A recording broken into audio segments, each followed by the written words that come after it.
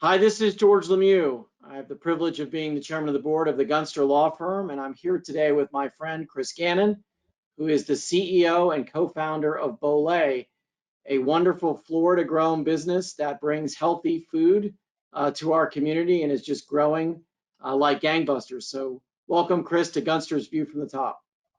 Thank you so much, Senator, for having me. We're delighted to be here with you. Well, tell us about your great business. You've got a fantastic restaurant concept that now, as I understand, has 22 stores in Florida. You're growing exponentially, I believe, moving out of state soon. And tell us a little bit about your business. So wonderful. Yeah, so we are a fast casual restaurant, born and raised here in Florida. The business born and raised. I'm born and raised in New Orleans, Louisiana. We have the hospitality gene through and through in our blood, and realized that there was something missing in the market. And that's what my father always taught me, bring something to the market that doesn't exist. And I didn't see a quick service, fast version to get everything that we grew up wanting, mom and dad put on the plate of a starch, a veggie component, which everybody gets a starch and a protein. So we wanted that veggie to be part of it. In a quick, with great bold flavors from New Orleans spices. And so we brought that whole combination together, created the name Bolay on the back of a napkin. It doesn't mean anything. Now we created the name. I had to invent the name because it's almost impossible to create a name these days. It's already been taken or hashtagged.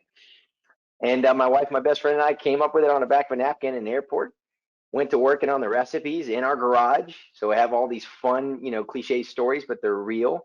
And begged and pleaded our landlord to let us have their space. And within the first day, we had lines out the door, and then somehow my father dragged me out of the restaurant to go look at another site when it wasn't ready, but he pushed me outside my comfort zone and said, you need to build more.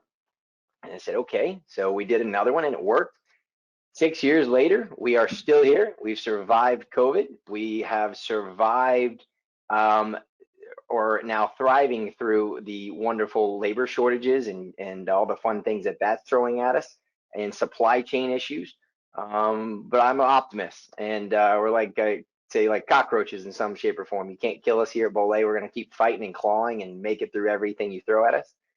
And now we're thriving again. We have 22 restaurants in 6 years, celebrating that in a week from now, our 6-year birthday.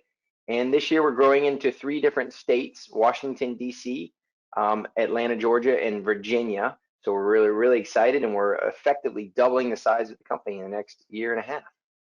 Oh, it's amazing. And I know you mentioned your father, Tim Gannon, who was one of the founders of Outback, and he's a great restaurant legend. So I'm sure having your dad along the way to give you that inspiration was really important to you. Yeah, he's everything. He's the greatest restaurateur, most creative human being I've ever been around, and he just to this day inspires me. And he's never been that dad that comes in and says, do this, do that, don't do that. He would just come in and he would look at everything. He'd say, Chris, what do you think if you did this? And all of a sudden it'd be a light bulb in my head, like, that's a great idea. We should do that, or we shouldn't do that, or this, and so, and his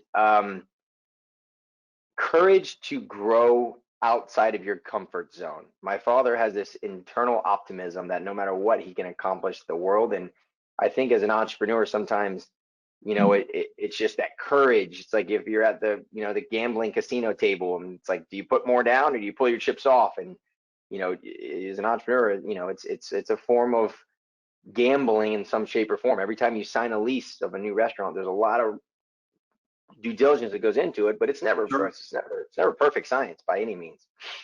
Well, let's talk about that courage if we can, because here you are opening up a new business, and then we have a worldwide pandemic that keeps people at home, makes it hard to find people to work in your restaurants. But I know you, from the beginning, have built a very strong corporate culture with your team members.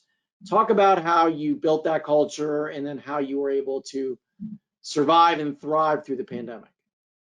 So break down the culture. The culture is something I grew up in. It's very simple. It's New Orleans roots, deep inside of that Southern hospitality in me, where no matter what, my mom taught me, when someone comes to your home, you greet them right away and you show them where your restroom is, you get them a beverage, no matter what it is. It's that same principle. And then a lot of the culture comes from the teamwork. I was a professional polo player, and growing up playing soccer, whatever sports, that team sport, you can't win with I, it's always we. And we really embody that. And I talk about that ad nauseum. I show it. We've selected and building an incredible team that helps give us that courage to grow and thrive, because it is that. And it's talking about the culture. It's living it. It's not just writing it on a piece of paper, which we have a lot of that, but you got to talk about it. We start every meeting nominating somebody for one of our core values. We finish the meeting, so we use that sandwich principle. Start it off with culture, end with culture, and then get all the nitty gritty and the fun.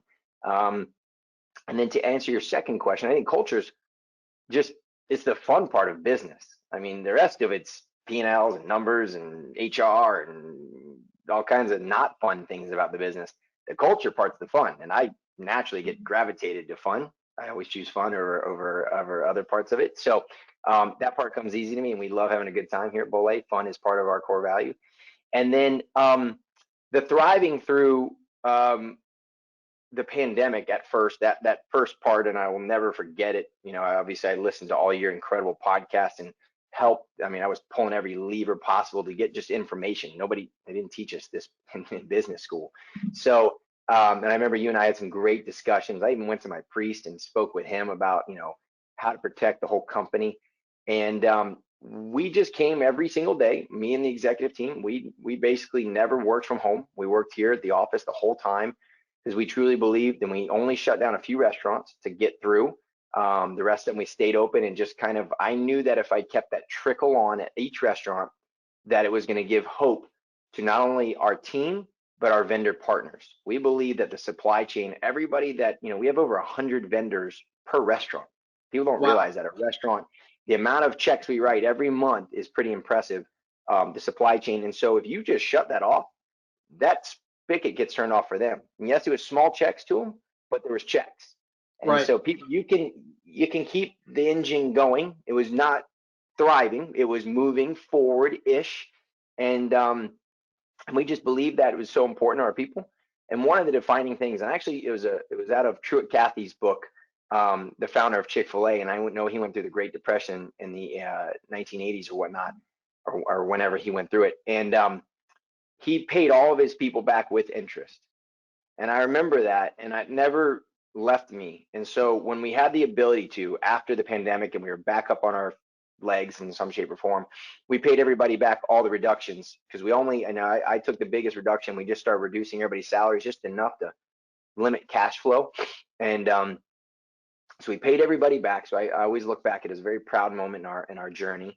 Hopefully one day we write a book about this and how we survived. And then things came back again last year, and super exciting. And we built 3 restaurants last year because we were already pregnant, if you will, with those signed leases. And those landlords are, there's landlords, they want their restaurant open. They're pretty demanding, and for all their wonderful bits. And then all of a sudden now we get the people crisis. All of a sudden they're, you know, for whatever reason, they're not wanting to come to work and not wanting to join the team. We had a lot of people that did, but we had a lot of people that didn't. And it also affected us in supply chain. People, I don't realize how important that, you know, if you don't get a TV, that's not fun, or a wash and dryer, that's not fun. But if you don't get chicken or food, right, that's really not fun. And so that supply chain, not having workers to go to the chicken factories or go, you know, whatever product we were buying to then serve a food item, was pretty scary. You know, sometimes, you know, we literally are just getting steak back on the menu now. It's been off the menu for almost a year because we couldn't get it at a price point that even made sense. And you'll go to the grocery store now and watch, they can't get you great meat. It just doesn't exist right now. It's just so anyways, it's all getting better, and I'm optimistic. Always try and look at the glass half full. Know that we're in such a better situation than most people around the world, and we're so blessed to be in this beautiful country that allows us this opportunity. We have had amazing guests help support us through these tough couple years. Even during the pandemic, you know, we had wonderful guests coming in and giving 30, 40, 50% tips to our team, buying food and giving into hospitals and doing everything they could, just to, you know, support us, and you know, hopefully we just know how important it is, and so we try and pay it back in every shape and form we can. Well, it's a testament to you and what you said about keeping that trickle going. You kept your employees, you kept your relationships with your vendors, so that when you needed more product, you were going to still be in the queue, right? And not be out of the queue where then you would have potentially not gotten products. So, your commitment to your culture to do what's right, is proven that that's also the right thing for your business. So that's a big credit to you. Congratulations. Thank you. I appreciate that. And one of our team members here at the Support Center came and took this iconic picture of me, and hopefully it'll end up in a book one day. But I went every day to our hallway, and if you look in our hallway, we have a lot of our pictures of our different teams. We have over 934 people, amazing team members working in our organization right now, and we hope that'll be in the 2, 3, 4, 5, 10,000 number here in the next few years. And I went every day, and I looked at that wall, and that wall, seeing those faces, and then I had basically a town hall Zoom call once a week with our entire leadership company, and it was to give them a State of the Union, an update, just to let them know, to ease their fears, that we're looking at every different article, reading this, talking with every CEOs. I saw CEOs in the restaurant business coming together and like never before to collaborate, because it was not necessarily trying to beat each other. It was, how do we all thrive? How do we all survive through it? So it was so magical. But I have that picture of me looking every day at our people, and then on top of that, the Zoom calls where I got to see all their faces, and that was I almost get kind of emotional talking about it now, because I go back to that very dark time. But that was the light that gave us the courage to really fight, figure out another solution, think differently, look at another opportunity, think outside the box. And if your back's up against the wall, you try and break the wall down, and that's what we tried to do. We tried things. We gave us courage to try. So we learned a lot too. I look back at, wouldn't wish it on my worst enemy again, but it will be a moment in our chapter of business, this great journey of life we're on, that hopefully humbled us, and never forget and never get loosey-goosey. I remember looking at every little cent I wrote every check every Friday, and I never would have done that if I wasn't forced to do it. And so it really forced us to become better business people, to be more efficient, to be more appreciative, to appreciate the little things. And so looking back on it, it was a blessing and a curse in some weird kind of iconic way. Well, I think it's proven that your culture helped with your leadership, and your leadership has led to success. So we're thrilled for all you're doing, Chris, here in Florida. It's great to see a Florida business doing so well. It's going to take the country by storm. So Chris Gannon, thanks for being on Gunster's View from the Top, and we'll check in with you in a couple of years from now when you're in all 50 states.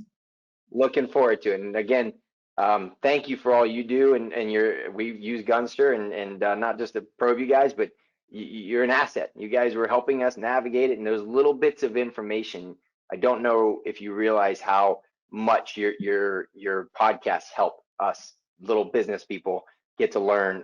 It was all free advice, and I can't thank you enough. You did some wonderful work, and we're all forever grateful. Well, it's our pleasure, and we love to be your partner. So on behalf of Gunster, thank you, and thanks for watching another of Gunster's View from the Top. Thank you.